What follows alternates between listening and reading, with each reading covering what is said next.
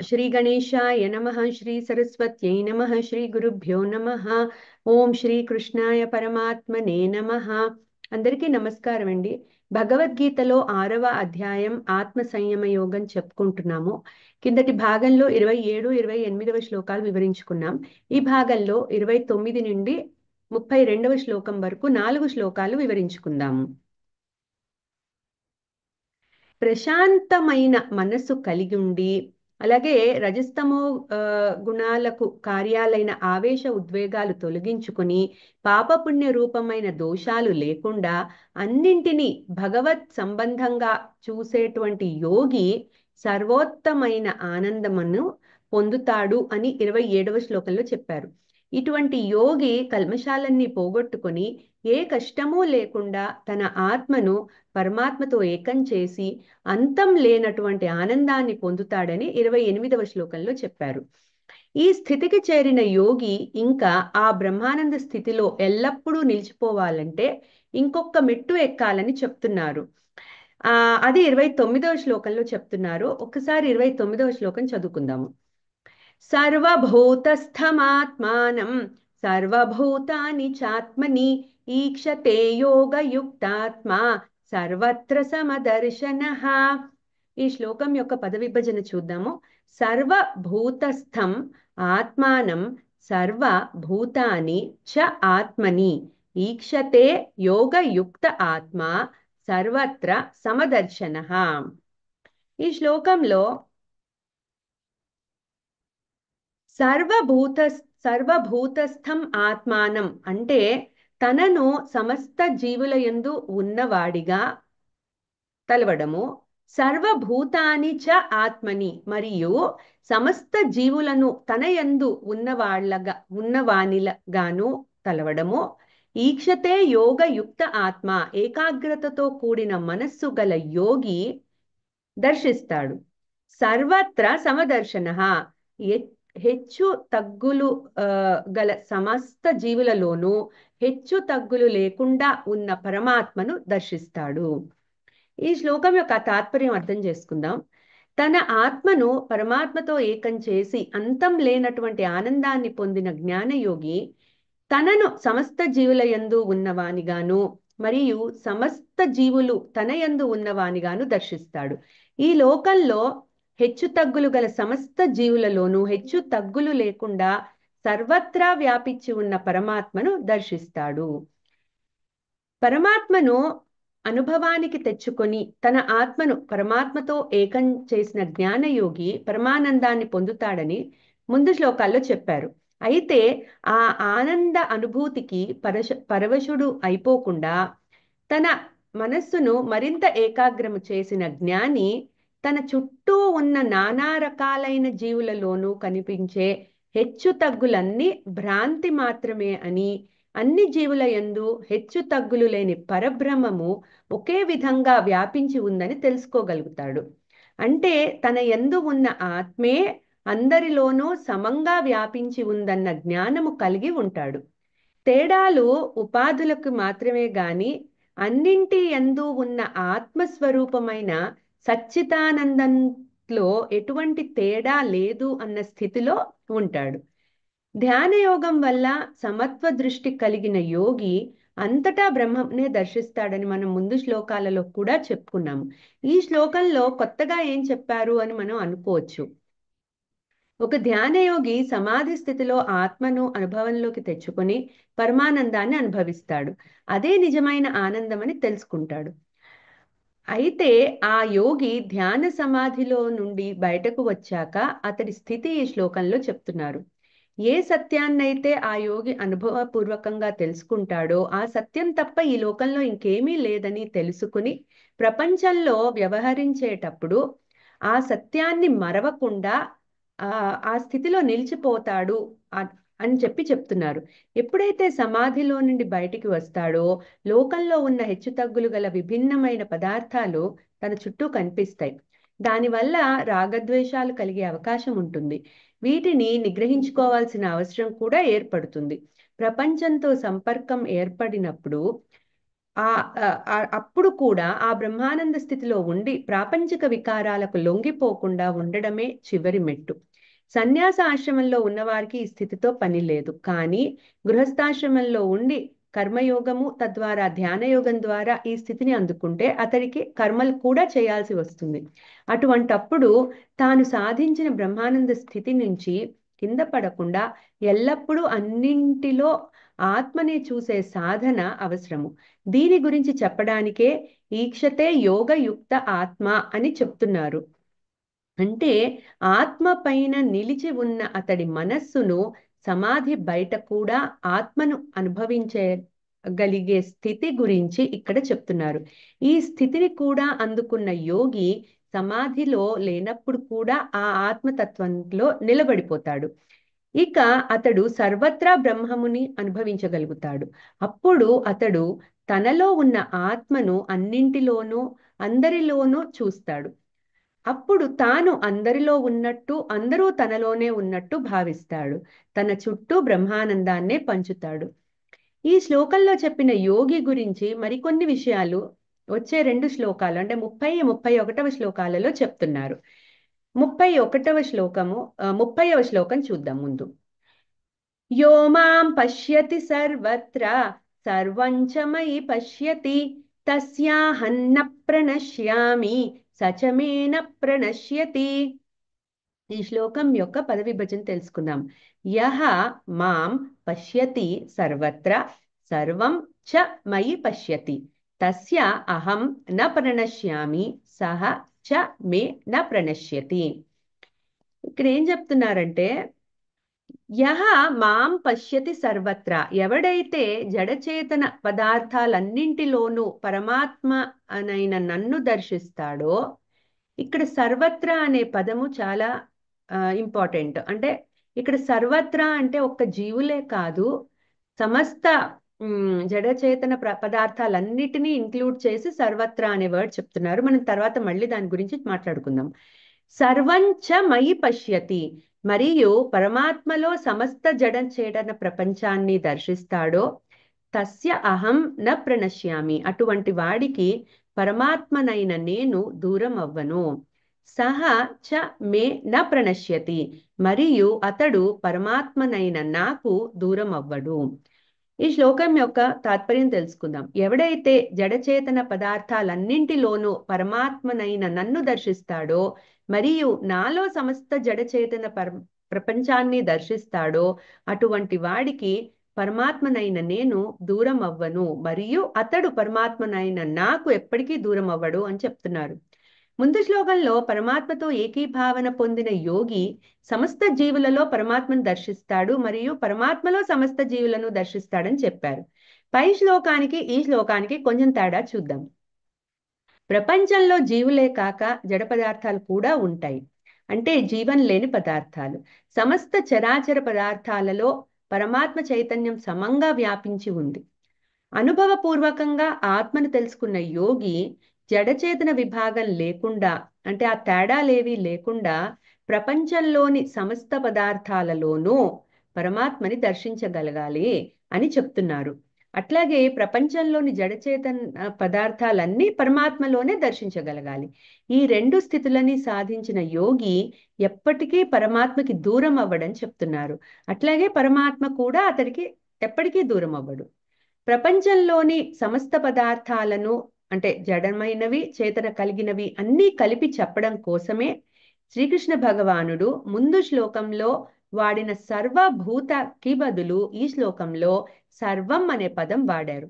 అంటే జీవం కలిగిన భూతాలే కాక జీవం లేని జడ వస్తువులలో కూడా పరమాత్మ చైతన్యంను చూడగలగాలి అని చెప్తున్నారు.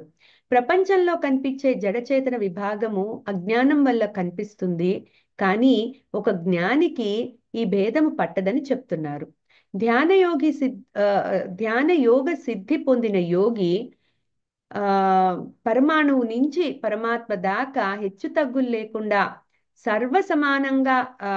సర్వసమంగా వ్యాపించి ఉన్న అఖండ చైతన్యంతో శాశ్వతమైన ఏకత్వ అనుభవాన్ని పొందుతాడు అని చెప్తున్నారు.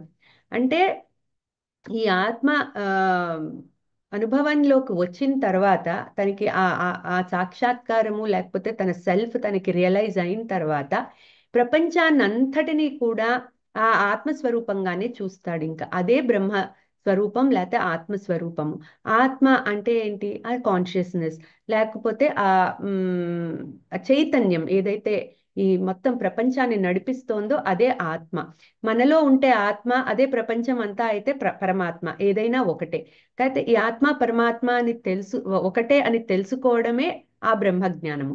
సో అందుకని ఇప్పుడు ఎవరికైతే ఈ జ్ఞానం వచ్చిందో, అంటే తన ఆత్మ జ్ఞానం తనకు వచ్చినప్పుడు ఇంకా అది పరమాత్మతో ఆ ఆ జ్ఞానం కూడా తనకి రావాలి. అంటే మొత్తం బయట తనలో కూడా ఒకటే పరమాత్మ ఉంది, ఒకటే ఆత్మ చైతన్యం ఉంది అన్న ఆ స్థితికి వచ్చినప్పుడు ఇంకా అతడికి ఇంకా ఏ భేదము కూడా పట్టదు. బయట లోపల ఏమీ ఉండదు. ఇంకా మొత్తం ఆత్మస్వరూపములుగానే భావిస్తాడనమాట. సో ఆ అనుభూతిని ఆ పొందాలి అంటే ఆ ఆత్మజ్ఞానము లభించిన ఏ యోగి అయితే ఉన్నాడో అతడు ఈ దృక్పథంలో కూడా ఈ దృష్టిలో కూడా సాధన చేయాలని శ్రీకృష్ణ భగవానుడు చెప్తున్నారు. అంటే కేవలం ఆత్మజ్ఞానం రాగానే సరిపోదు, దాన్ని బయట ప్రపంచానికి కూడా పంచగలగాలి అనే భావన ఇక్కడ ఆయన తీసుకొస్తున్నారు. ఇంకా 31వ శ్లోకంలో ఇటువంటి యోగి ఆ ఇతడి స్థితి ఈ స్థితిలో ఉన్న యోగి యొక్క బాహ్య ప్రవర్తన వల్ల అతని స్థితి చెదిరిపోదు అని చెప్తున్నారు. ఒకసారి అది అర్థం చేసుకుందాం. 31వ శ్లోకం చదువుకుందాం. సర్వభూత స్థితం యో మాం భజత్యేకత్వమాస్థితః సర్వథా వర్తనా సారీ సర్వభూత స్థితం యో మాం భజత్యేకత్వమాస్థితః సర్వథా వర్తమానోపి సయోగి మయి వర్తతే. ఇక్కడ పద విభజన చూద్దాము. సర్వభూత స్థితం యః మాం భజతి ఏకత్వం ఆస్థితః సర్వథా వర్తమానః అపి సహ యోగి మయి వర్తతే. ఇక్కడ ఏం చెప్తున్నారంటే ఇప్పుడు సర్వభూత స్థితం యహ మాం, ఎప్పుడైతే అన్ని జీవులలో స్థితమై ఉన్న నన్ను భజతి ఏకత్వం ఆస్థితః, ఏకత్వ భావాన్ని పొంది ఆరాధిస్తున్నాడో సర్వథా వర్తమానః అపి, అన్ని విధాల కార్యకలాపాలు చేస్తూ ఉన్నా కూడా సహయోగి మయి వర్తతే, అటువంటి ధ్యానయోగ సిద్ధుడు నాయంతే ఉంటున్నాడు. ఈ శ్లోకం యొక్క తాత్పర్యం తెలుసుకుందాం. నాతో అంటే పరమాత్మతో ఏకత్వ స్థితిని పొంది మరియు నన్నే సర్వభూతముల యందు ఆత్మరూపంలో స్థితుడై ఉన్న పరమాత్మగా ఆరాధించే యోగి ఎక్కడ ఉన్నా ఏ పరిస్థితుల్లో ఉన్నా నాయందే నివసిస్తాడు అని భగవానుడు అర్జునుడితో చెప్తున్నారు. ముందు శ్లోకాలలో చెప్పినట్టు ధ్యాన యోగంలో సిద్ధి పొందిన యోగి సమస్త జీవులలో సమంగా వ్యాపించి ఉన్న పరమాత్మను దర్శిస్తాడు. తనలో ఉన్న ఆత్మ అంతటా అన్నింటిలో ఉందన్న భావంతో ఉపాధి భేదాలు వదిలిపెట్టి అన్ని జీవులలో స్థితుడై ఉన్న పరమాత్మతో ఏకత్వ భావం పొందుతాడు. ఇటువంటి యోగి ఈ లోకంలో వ్యవహరించేటప్పుడు ఎన్నో కార్యకలాపాలు చేయాల్సి వస్తుంది. అయినా అతడు పరమాత్మ యందే స్థితంగా ఉంటాడు. అయితే ఎల్లవేళలా పరమాత్మ యందు స్థిరంగా ఉండాలంటే ఆ యోగికి పరమాత్మతో ఏకత్వ స్థితి నిలిచిపోవాలి. ధ్యాన సమాధి స్థితిలో వచ్చిన అనుభవ జ్ఞానము సమాధి బయట కూడా నిలిచిపోవాలంటే ఆ యోగి అందరిలో సమంగా వ్యాపించి ఉన్న పరమాత్మను అనన్య భక్తితో ఆరాధించాలి అని భజతి అనే పదంతో చెప్తున్నారు. పరమాత్మ యొక్క అనుభవ జ్ఞానము స్థిరంగా ఉండాలంటే ఆత్మ నివేదన రూపమైన భక్తి అవసరము అని చెప్తున్నారు. శ్రీమద్ భాగవతం ప్రకారం భక్తి 9 విధాలుగా చెప్పబడింది.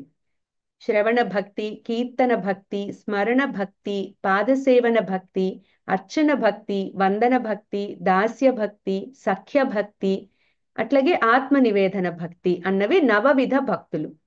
ఇవి ఒక్కొక్క మెట్టు ఎక్కుతూ వెళ్లే కొద్దీ మనకి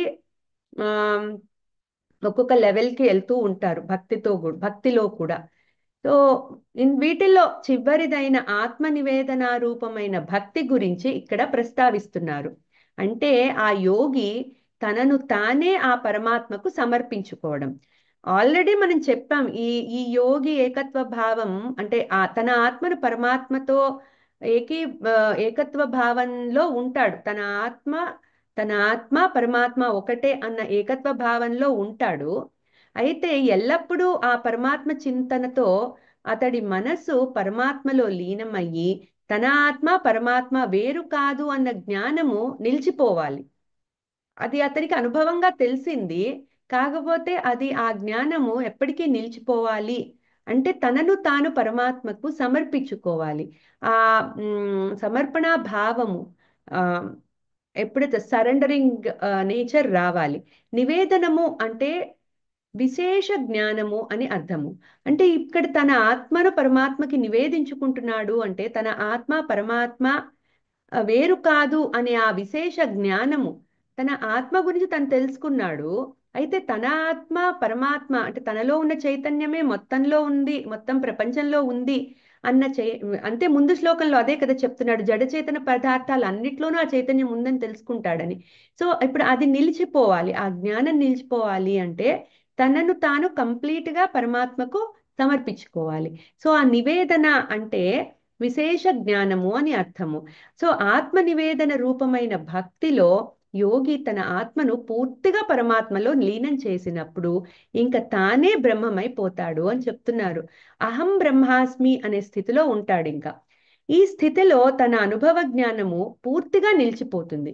పరమాత్మతో ఏకత్వ స్థితి కూడా నిలిచిపోతుంది. అప్పుడు ఆ యోగి తన ఆత్మయందు ఎల్లవేళలా స్థితుడై ఉంటాడు. ఇంకా ఇటువంటి యోగి లౌకిక కార్యకలాపాలలో వ్యవహరించినప్పుడు తన ఆత్మస్థితి నుంచి కొంచెం కూడా కదలడు. లౌకిక వికారాలేవి అతడిని అంటుకోవు. జీవించి ఉండగానే మోక్షస్థితి పొందుతాడు. తానే బ్రహ్మము అన్న జ్ఞానంతో ఈ లోకాన్ని వీక్షిస్తూ పరమాత్మలో స్థితుడై ఉండిపోతాడు. అన్ని కర్మలు చేసుకుంటాడు, కాకపోతే ఆ స్థితి నుంచి కింద పడడు. సో అందుకే భగవానుడు ఇటువంటి యోగి ఎన్ని లౌకిక కార్యకలాపాలు చేసినా పరమాత్మలోనే ఉంటాడు అని సర్వథా వర్తమానోపి సయోగీమయి వర్తతే అని చెప్తున్నారు.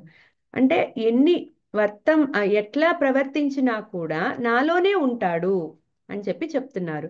సో మనలాగా గృహస్థాశ్రమంలో ఉన్నవారు కూడా ఈ లోకంలో వ్యవహరించేటప్పుడు ఉపాధి భేదాలు తగ్గించుకొని అందరిలోనూ పరమాత్మని చూడగలిగితే మనసు తేలికపడి ధ్యానానికి సహకరిస్తుంది.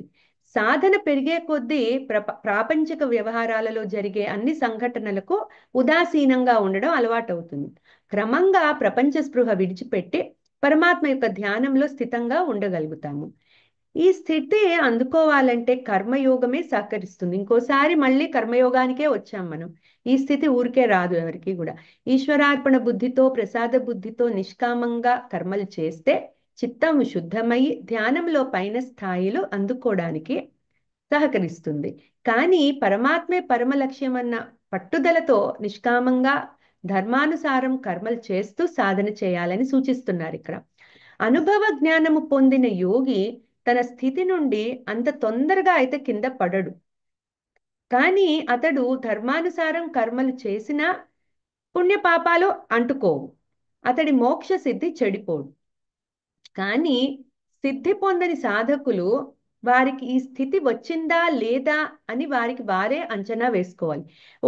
ఒకవేళ ఈ శ్లోకము గనక తప్పుగా అర్థం చేసుకుంటే నాకు సిద్ధి వచ్చింది అని ఎవరన్నా అనుకుంటే ఒక సాధకుడు అంటే నాకు అనుభవ జ్ఞానం వచ్చేసింది, నాకు సిద్ధి వచ్చేసింది, ఇప్పుడు నేను ఏ కర్మ చేసినా కూడా నాకు పుణ్యపాపాలు అంటవు, నాకు ఆ మోక్ష స్థితిలోనే ఉంటాను అని అనుకుంటే అది కరెక్ట్ కాదు అని చెప్తున్నారు. అది కూడా ఇక్కడ ఒక సూచన ప్రాయంగా చెప్తున్నారు.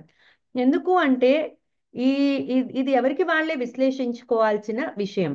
ఆత్మజ్ఞానము వచ్చింది అంటే అది ఎవరి అనుభవం వాళ్ళదే. ఎవరికి అందుకే 2వ అధ్యాయంలో ఆత్మతత్వం చెప్పేటప్పుడు ఆశ్చర్యవత్ పశ్యతి కశ్చిదేనం అనే శ్లోకంలో ఈ అనుభవ జ్ఞానం వచ్చిన ఆ యోగి ఆశ్చర్యంగా చూస్తాట, అలాగే ఆశ్చర్యంగా చెప్తాట అవతల వాళ్ళకి, నాకు ఇట్లా అనిపించింది, నాకు ఇట్లాంటి అనుభవం వచ్చింది అని. అట్లాగే వినేవాళ్ళు కూడా ఆశ్చర్యంగా వింటారు. సో ఈ ఆశ్చర్యం అనేది అది ఎవరికి వాళ్ళకే ఆ ఎక్స్పీరియన్స్ వాళ్ళకే తెలుస్తుంది. సో ఇది ఇట్లా ఉంటుంది అని నిర్వచనం లేదు. కాకపోతే అట్లాంటి జ్ఞానం వచ్చిన యోగి ప్రవర్తనలో మనకి ఇప్పుడు ఇన్ని చెప్పారు శ్రీకృష్ణ పరమాత్మ, అటువంటి యోగి ఎట్లా ప్రవర్తిస్తాడో. సో మనం వాళ్ళని చూసినప్పుడు కూడా మనకు అర్థమవుతుంది ఇటువంటి ఈ లెవెల్లో వాళ్ళు ఉన్నారు, ఆత్మజ్ఞానం వచ్చి వాళ్ళు ఈ బయట లోకంలో ప్రవర్తించేటప్పుడు, అంటే కర్మయోగం నుంచి వెళ్ళిన వాళ్ళు, ఇక్కడే ఈ గృహస్థాశ్రమంలో కర్మయోగము ధ్యానయోగం ద్వారా సిద్ధి పొందిన వాళ్ళు ఎట్లా ఉంటారని ఇన్ని ఇన్ని చెప్పారు ఇప్పుడు మనకి లక్షణాలు. సో ఇవన్నీ కూడా వాళ్ళలో మనకి కనిపిస్తాయి. అలాగే మనలో కూడా ఒకవేళ కనిపిస్తే మనం ధ్యానం చేస్తూ సాధన చేస్తూ ఉన్నప్పుడు తొందర పడకూడదు. నాకు సిద్ధి వచ్చేసింది, నేను ఇప్పుడు ఏది చేసినా పర్వాలేదు అన్న తొందర పడకుండా మెల్లగా కర్మలైతే మానకూడదు. కర్మలు మానకుండా ధర్మానుసారము ఈ కర్మయోగంలో ఏదైతే మనం ఫాలో అవుతున్నామో అది కంటిన్యూ చేస్తూ ఉన్నప్పుడు ఆ స్థితి నుంచి కూడా కింద పడరు. కానీ తొందరపడి నేను ఏ చేసినా పర్వాలేదు, ఆ నాకు పాపాలు అంటుకోవు పుణ్యాలు అంటుకోవు అన్న తప్పుడు భావనలో ఉండొద్దు అని చెప్తున్నారు. అందుకనే ఈ పదాలు ఏవైతే ఉన్నాయో సయోగి మయి వర్తతే అనే పదంలో నాలోనే ఉంటాడు అంటే ఇంక వాడు ఆ మోక్ష స్థితి నుంచి కింద పడడు అని చెప్పడము ఒక ఆ, ఆ, ఒకవైపు అలా చెప్తూనే సాధకులకి అదొక ఒక రకమైన హెచ్చరింపు కూడా. అంటే మీరు తొందర పడద్దు మీరు ఆ స్థితికి వెళ్ళాను. దానికి ఒక గురువు సహాయంతో గనక వెళ్తే మనం ఏ స్థితిలో ఉన్నాము అన్నది గురువు ఎక్కడికక్కడ చెప్తూ ఉంటారు. సో ఇప్పుడు ఏమంటున్నారంటే ఆ గురువుని సెలెక్ట్ చేసుకునేటప్పుడు కూడా మనకి కరెక్ట్ గా డైరెక్షన్ ఇచ్చే గురువు, అట్లాగే ఆయన కంప్లీట్ గా సిద్ధి పొంది ఆయన ఇప్పుడు చెప్పిన ఈ లక్షణాలన్నీ కలిగిన వాడై ఉంటే అది మనకి కరెక్ట్ గా గైడెన్స్ ఇవ్వగలుగుతారు. సో అది చెప్తున్నారు. అయితే 32వ శ్లోకంలో ఇంకా ఏకత్వ సిద్ధి అంటే ఏకత్వ దృష్టి కలిగిన యోగి అందరి చేత ఉత్తమ యోగిగా చెప్పబడతాడని చెప్తున్నారు. అంటే ఇప్పుడు ఇప్పటిదాకా మనం ఏకత్వ స్థితి గురించే మాట్లాడుతున్నాము, కానీ ఇంకొంచెం 32వ శ్లోకం చూద్దాము. ఆత్మౌపమ్యేన సర్వత్ర సమం పశ్యతి యోర్జున సుఖం వా యది వా దుఃఖం సయోగి పరమో మతః. ఆత్మ ఔపమ్యేన సర్వత్ర సమం పశ్యతి యః అర్జున సుఖం వా యది వా దుఃఖం సహ యోగి పరమః మతః. ఈ శ్లోకంలో ఒక సిద్ధి పొందిన యోగి అతని యొక్క ఆలోచన అంటే బయట ప్రపంచాన్ని చూసినప్పుడు లేకపోతే ఇతర మనుషుల్ని చూసినప్పుడు అతనికి కలిగే ఆలోచనలు ఎలా ఉంటాయి, అతని ఏకత్వ స్థితి ఎలా ఉంటుంది అనేది చెప్తున్నారు. సో ఇక్కడ అర్జున యహ ఎవడైతే ఆత్మ ఔపమ్యేన సర్వత్రా తనను ఉపమానంగా తీసుకొని సమస్త జీవులయందు సమం పశ్యతి తనతో సమానమైన దానిగా చూస్తాడో సుఖం వా యది వా దుఃఖం సుఖాన్ని గాని దుఃఖాన్ని గాని సహ యోగి పరమః మతః ధ్యాన యోగి ధ్యాన యోగులలో సర్వోత్తముడుగా యోగజ్ఞుల చేత భావించబడుతున్నాడు. అంటే ఇప్పుడు దీని తాత్పర్యం ఏంటంటే, ఓ అర్జున, ఏ యోగి అయితే ప్రతి జీవిని తనతో సమానంగా తలచి వారి సుఖాలను దుఃఖాలను తనవిగా భావిస్తాడో, అట్లాగే అందరి జీవుల పట్ల సమానమైన భావనతో ప్రవర్తిస్తాడో ఆ యోగి ధ్యాన యోగ సిద్ధులలో ఉత్తమమైన వాడిగా యోగవేత్తుల చేత చెప్పబడతాడు అని చెప్తున్నారు. అంటే ఇది సిద్ధి పొందిన వాళ్ళల్లో ఒక రకమైన కంపారిజన్ అన్నమాట. సిద్ధి పొందేసి ఏకత్వ భావన తెచ్చుకొని పరమాత్మతో ఏకీభావనలో ఉంటూ సమస్త ప్రపంచాన్ని కూడా ఒక బ్రహ్మస్వరూపముగా భావించే సిద్ధులలో ఎవరు మళ్ళీ గొప్పవాడు అన్నది చెప్తున్నారు ఇక్కడ. సిద్ధుల గురించి ఆల్రెడీ చెప్పేశారు ఇప్పుడు ఆ ముందు శ్లోకాల్లో. ఇప్పుడు ఇక్కడ ఆ సిద్ధి పొందిన వాళ్ళలో ఏకత్వ భావన ఉన్న వాళ్ళలో ఎవరు గొప్పవాళ్ళు అని చెప్తున్నారు. సో ఇప్పుడు ఇందులో భగవానుడు యోగ సిద్ధులలో ఎవరు ఉత్తమమైన వాడో చెప్తున్నారు. ధ్యాన యోగము ద్వారా అనుభవ జ్ఞానం కలిగిన యోగి ప్రారబ్ధం ప్రారబ్ధం ఉన్నంత కాలం లోక వ్యవహారాలలో ఉండాల్సిందే. అది మనం ముందు కూడా చెప్పుకున్నాం.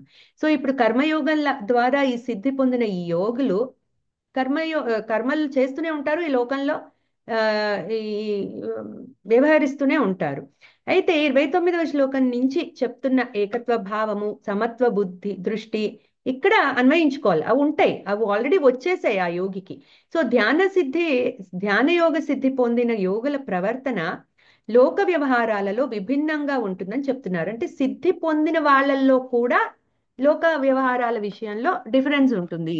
ఎల్లవేళలా ఏకత్వ స్థితి నిలిచిపోయిన ధ్యాన యోగి ఏ విధంగా ఈ లోకంలో ప్రవర్తిస్తాడో, ప్రపంచాన్ని ఏ విధంగా చూస్తాడో పైన 3 శ్లోకాలలో మనం చెప్పుకున్నాము. ఇప్పుడు ఈ శ్లోకంలో సమత్వ స్థితి, ఏకత్వ స్థితి నిలిచిపోయిన యోగులలో ఉత్తమమైన యోగి గురించి చెప్తున్నారు. పరమాత్మతో ఏకత్వ స్థితిని అనుభవించే యోగి ధ్యాన సమాధి బయట కూడా ఆ స్థితి నుంచి కదలడు. ఇటువంటి యోగి ఉపాధి భేదాలను వదిలిపెట్టి సమస్త జీవులలో సమంగా వ్యాపించి ఉన్న పరమాత్మను దర్శిస్తాడని ముందు శ్లోకాలలో చెప్పుకున్నాం. అతడు జ్ఞానముతో సర్వ దుఃఖాల నుండి విముక్తి పొందినప్పటికీ అజ్ఞాన దశలో ఇతరులను అనుభవించే సుఖ దుఃఖాలకు చలించిపోయి దయాదృష్టితో ఉంటాడు అని చెప్తున్నారు. ఉండాలి అంటే ఎవరైతే అలా ఉంటాడో, సో అతని గురించి చెప్తున్నారు. ప్రపంచంలో ఇతరులు అనుభవించే సుఖ దుఃఖాలు చూసి అంటే చెల్లించిపోతాడనమాట.